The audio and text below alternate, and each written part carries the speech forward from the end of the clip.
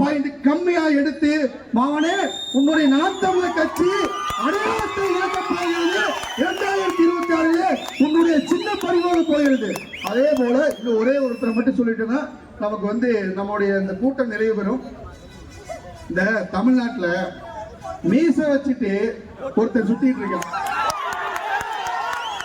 அவன் யாருன்னா மீச வச்சவன்னா ஆண்மகன் இல்ல. யாரப்பா தமிழ்நாட்டில் ஆட்சி செய்யும் போது எவன் ஒருவன் மக்களுக்கு எதிரான திட்டங்களை ஆண்மையோடு இருக்கிறானோ அவனே உண்மையான பத்திரிகையாளர். ஜனநாயகத்தின் 4வது தூண் இந்த பத்திரிகை என்று சொல்லிவிட்டு புரோக்கர் வேலை செய்ய நக்கீரன் கோபு, உனக்கு வெட்கமா இல்லை?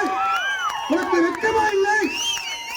நீ தொடர்ந்து தமிழர் கரூர் சம்பவத்தை தளபதிக்கு எதிராக இட்டுக்கட்டி அவர்கள் வீரவசனம் பேசி நீ எப்படியாவது மக்களை மடைமாற்றம் செய்யலாம் என்று நீ நினைத்துக் கொண்டிருக்கிறாய். உன் எண்ணம் நிறைவேறாது.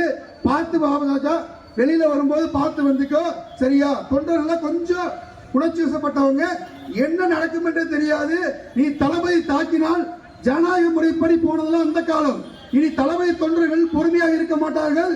நீ ஊடகத்தின் பெயரிலே, பத்திரிகையின் பெயரிலே நீ ரெட் லைட் பத்திரிகை நடத்தி கொண்டிருக்கிற நீ திருட்டு பயணி நக்கீரன் கோபால், நீ அடக்கிக்கொள், இல்லை என்றால் அடக்கப்படுவாய்.